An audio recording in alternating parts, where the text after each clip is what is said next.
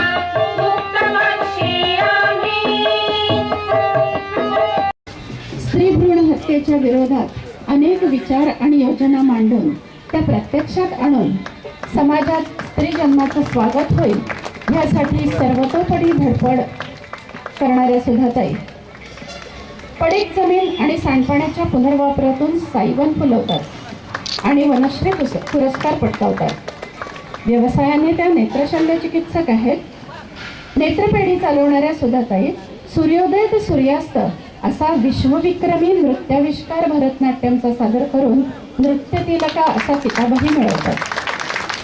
राष्ट्रपती अब्दुल कलाम आणि प्रतिभाताई पाटील यांच्यासह आजचे जनतेचे लोकप्रिय नेते अण्णा हजारेंपर्यंत अनेक मान्यवरांच्या हस्ते मानाचे असे अनेक पुरस्कार जवळजवळ 19 असे मानाचे पुरस्कार त्यांनी विविध क्षेत्रातील कार्यासाठी मिळवले आहेत। इतर छोटे मोठे अनेक त्यांच्याबद्दल म्हणावं असं एवढंच वाटतं। देखणी ती जीवने जी तृप्तीची तीर्थोदके चांदणे ज्यातून वाहे शुभ्र पाण्यासारखे।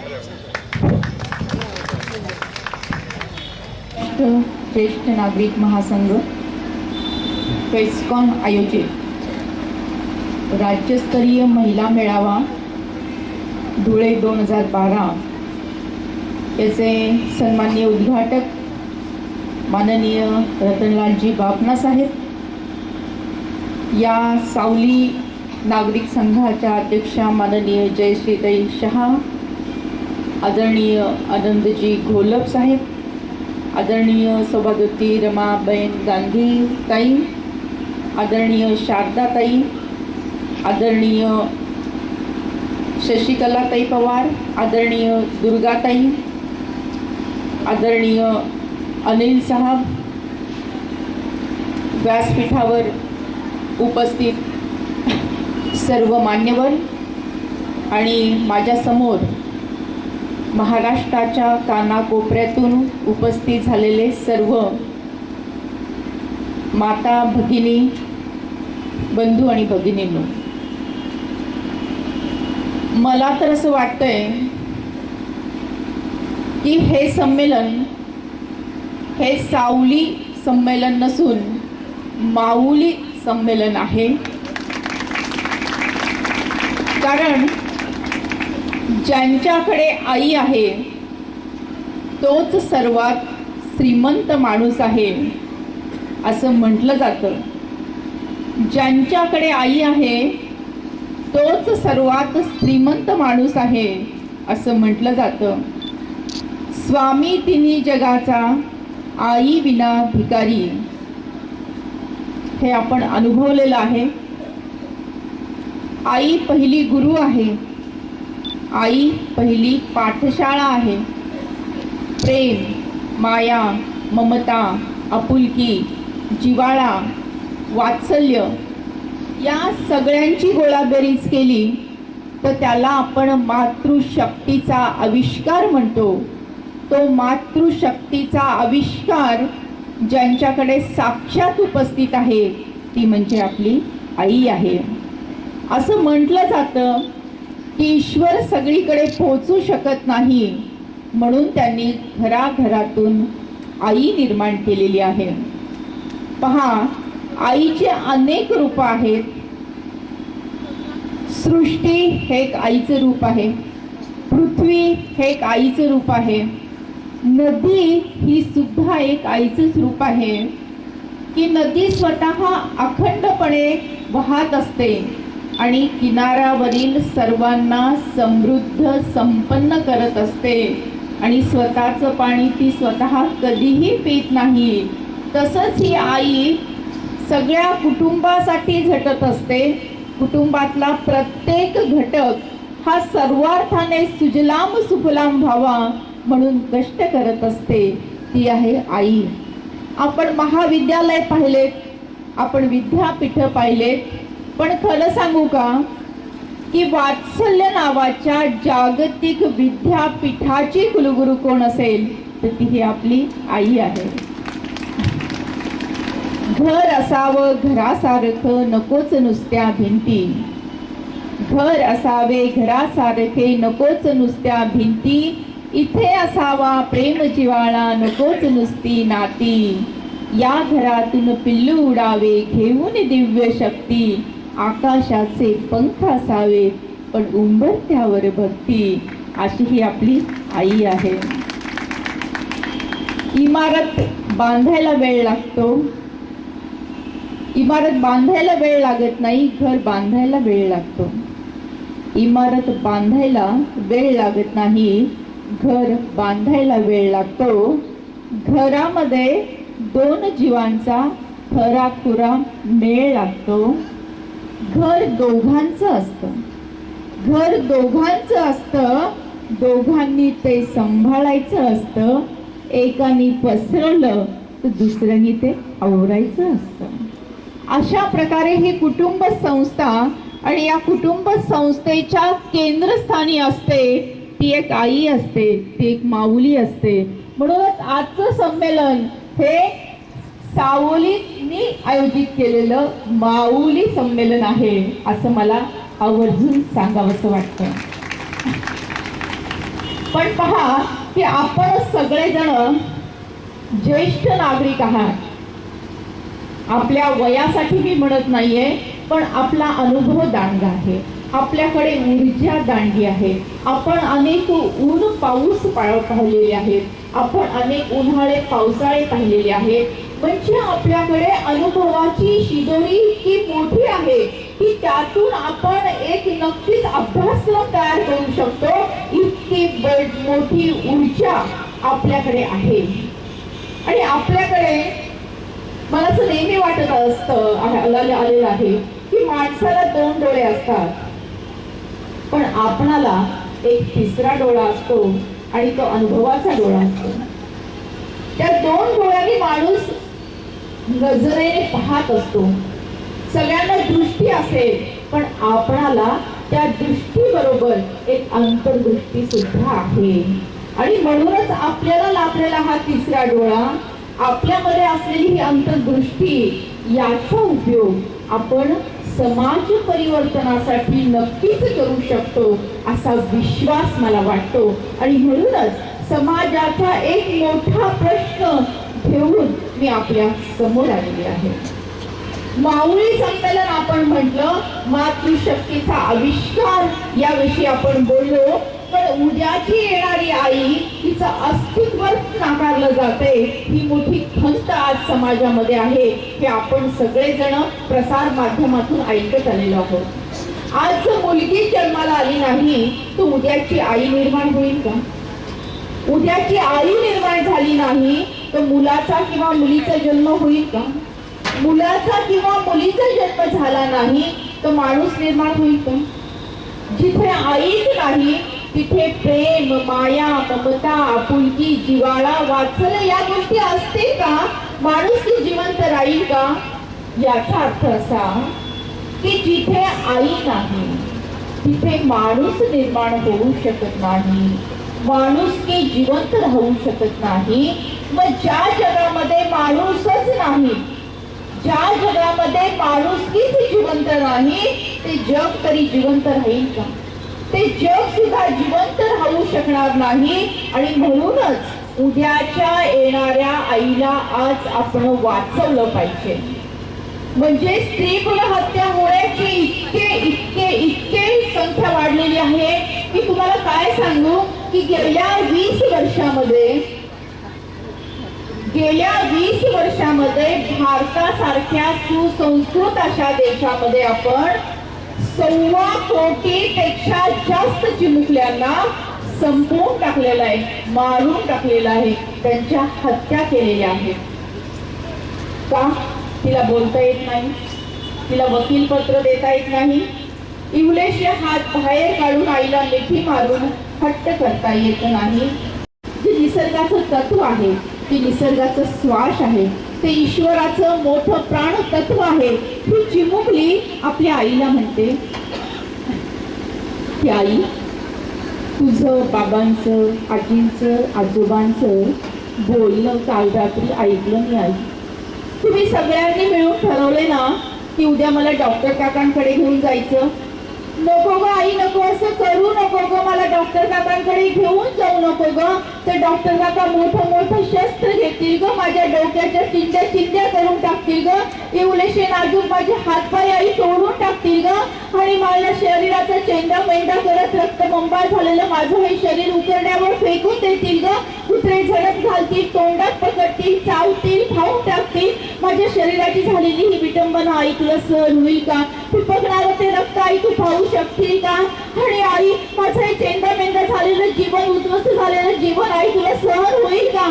नाही आई, नाही, हे तू सहन करू शकणार नाही. आई, असं करू नको ग, मी तुला काही त्रास देणार नाही, कसलाही हट्ट मी करणार नाही. आई, मला नवीन कपडे नको ग आई, ताईचे जुने झालेले कपडे जरी दिलेस ना आई तरी चालेल ग, फाटले तरी शिवून घालेल ग.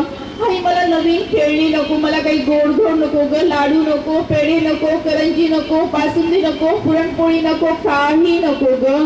कालची उरलेली शिळी भाकरी जरी दिलीस ना तरी चालेल, 2-2, 3-3 दिवस पुरून खाईल ग आई.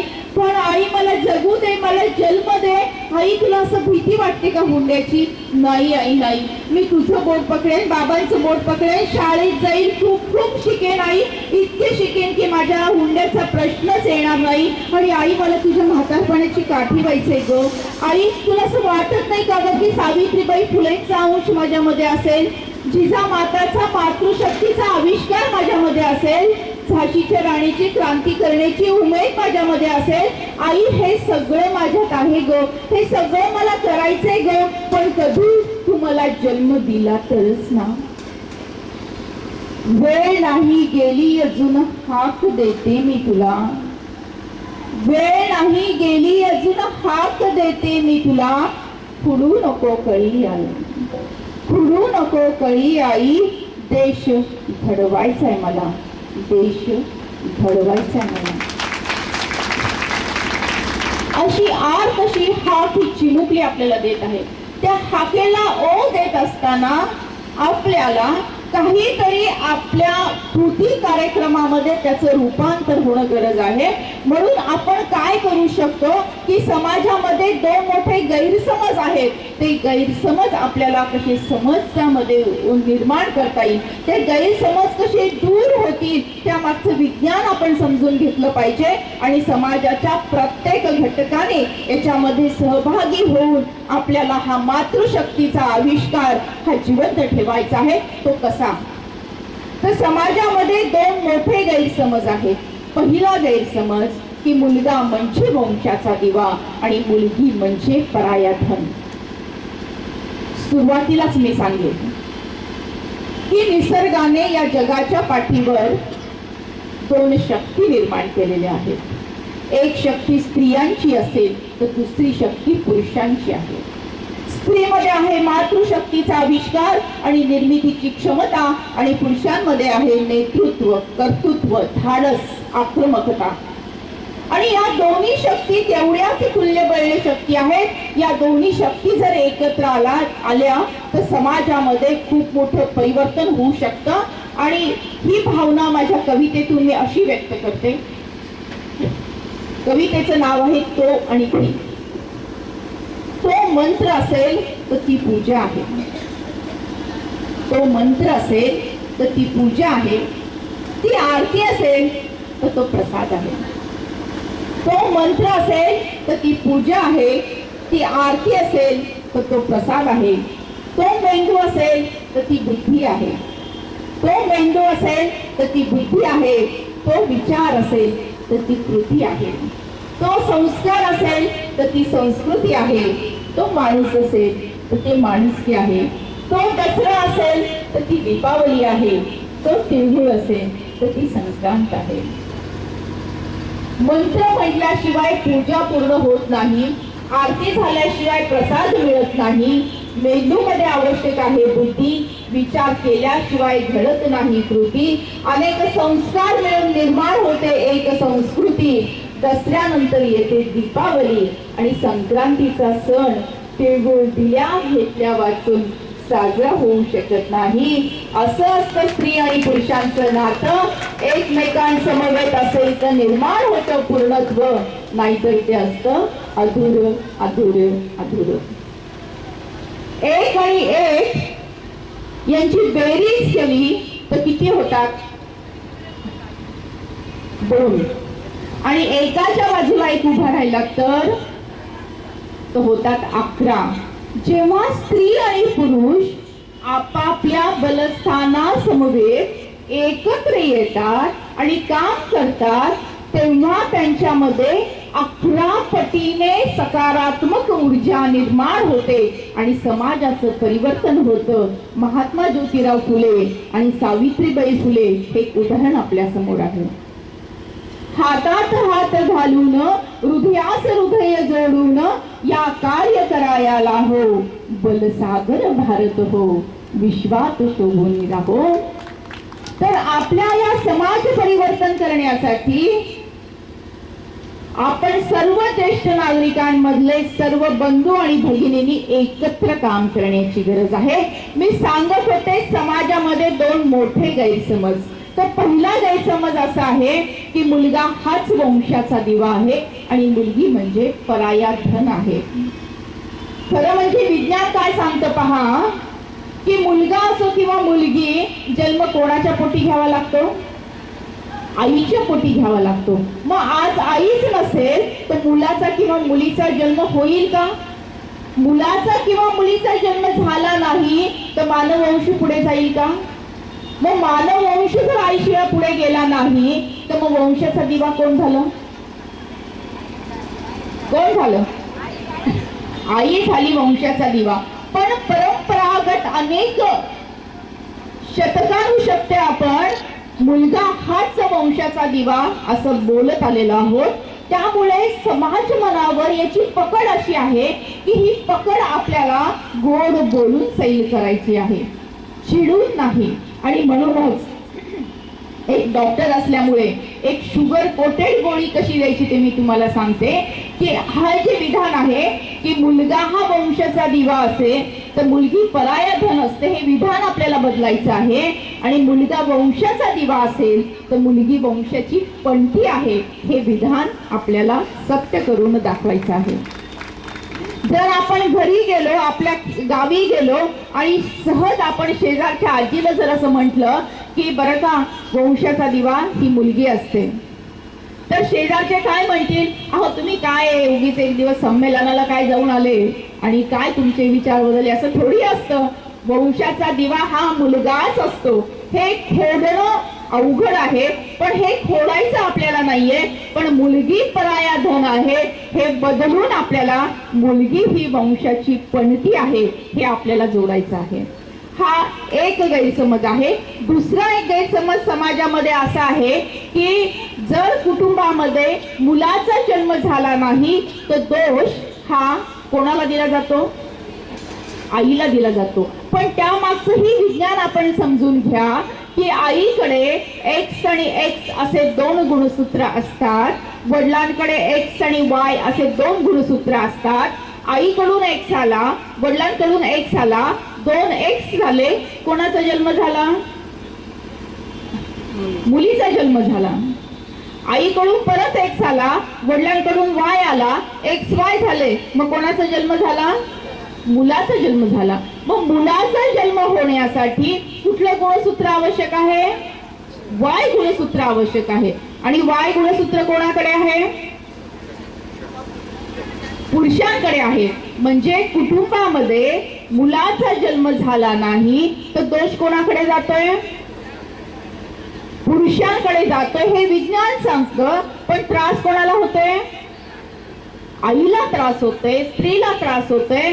आणि छोट्या गावामध्ये, खेडे गावामध्ये आपण पाहतो जर कुटुंबामध्ये मुलाचा जन्म झाला नाही तर त्यांना असं म्हटलं जातं, तू जर वंशाला दिवा दिला नाहीस तर आम्ही आमच्या लेकाचं दुसरं लग्न करू. नुसतं म्हटलं जात नाही तर अनेक वेळा लावून दिलं जातं. इथे आपण समाज प्रबोधनाची गरज आहे. इथे आपण सगळ्यांना सक्षम केलं पाहिजे. इथे आपण विज्ञान सगळ्यांना समजून सांगितलं पाहिजे. सगळ्यांना कदाचित स्त्री जन्माचे स्वागत करा ही माहिती पत्रिका कदाचित मिळाली असेल तर त्या माहिती पत्रिकेमध्ये हा चार्ट दिलेला आहे. त्या चार्ट आपण नक्कीच आपल्याकडे ठेवावा आणि समाज प्रबोधनासाठी वापरावा अशी विनंती मी आपल्याला करेल. त्यानंतर आता आपण महाराष्ट्रातल्या कानाकोपऱ्यातून इथे आलेले आहात. तर अनेक ठिकाणी मुलीचा जन्म नाकारला जातो हे आपण पाहिलेलं आहे. स्त्री भ्रूण हत्या होते. पण असं होऊन सुद्धा मुलीचा जन्म झालाच तर तिचं नाव नकोशी ठेवलं जातं, काही नकोस ठेवलं जातं. खानदेशमध्ये तिचं नाव खट्टी ठेवलं जातं, खट्टी. आता सकाळीच मी जिल्हा परिषदेच्या कार्यक्रमामध्ये गेले आणि तिथं मी सहज विचारलं की कुणी कुणी खट्टी पाहिली किंवा ऐकली तर 27 हात वर आले. म्हणजे 800 महिलांच्या मेळाव्यामध्ये 27 हात जेव्हा वर येतात तेव्हा कितीतरी मुली या नकोशी किंवा खट्टी असू शकतात हे आपल्याला लक्षात येईल. 1907 साली जेव्हा सातारा जिल्ह्यामध्ये मी गेले होते तेव्हा मला पहिली नकोशी लक्षात आली आणि तेव्हाच मी संकल्प केला की या नकोशीला हवीशी केली पाहिजे. आणि त्यासाठी या 3 टप्प्यामध्ये या योजना आपण राबवतो. पहिलं म्हणजे तिचं नामकरण, दुसरं म्हणजे तिचं शिक्षण आणि पोषण आणि तिसरं म्हणजे तिचं स्वावलंबन. आपल्यालाही कुठे आजूबाजूला जर नकोशी नावाच्या मुली दिसल्या किंवा खट्टी नावाच्या मुली दिसल्या तर त्या खट्टीला करूया मिठी आणि नकोशीला करूया हवीशी. या उपक्रमामध्ये आपण सगळेजण सामील व्हा. मला आता सांगितलं की महाराष्ट्राच्या कानाकोपऱ्यातून आपण सगळेजण इथे उपस्थित झालात की कुणी कुणी नकोशी नावाच्या मुली ऐकल्यात किंवा पाहिल्यात किंवा खट्टी नावाची मुलगी ऐकली किंवा पाहिली. कृपया हात वर करा. 8, 9, 10, 11 हात वर आलेले आहेत. तर आपल्या सगळ्यांची, 11 जणांची नव्हे, आपल्या सगळ्यांची जबाबदारी आहे की नकोशी नावाच्या किंवा खट्टी नावाच्या पालकांशी संवाद साधायचा आहे. त्यांना समजून सांगायचं आहे. त्यांना समजून असं सांगायचं आहे आपल्याला की पहा की जी छोटी चिमुकली आहे तिला काय वाटेल की आई मला खट्टी म्हणते, बाबा मला खट्टी म्हणतात, आई मला नकोशी म्हणते, बाबा मला नकोशी म्हणतात, शेजार पाजारची मला नकोशी म्हणतात, मग मी जगायचं तरी कशाला. असं म्हणता म्हणता तिचं लग्न होतं. सासरी नकोशी असलेली, माहेरी नकोशी असलेली सासरी गेल्यानंतर दुप्पट नकोशी होते. माहेरी खट्टी असणारी सासरी गेल्यानंतर दुप्पट खट्टी होते. आणि जेव्हा ती स्वतः गर्भवती होते तेव्हा तिला असं वाटतं की जे दुःख मी भोगलं, ज्या वेदना माझ्या नशिबाला आल्या, हे सगळं मी माझ्या या छोट्याशा लेकीला, लेकराला का देऊ.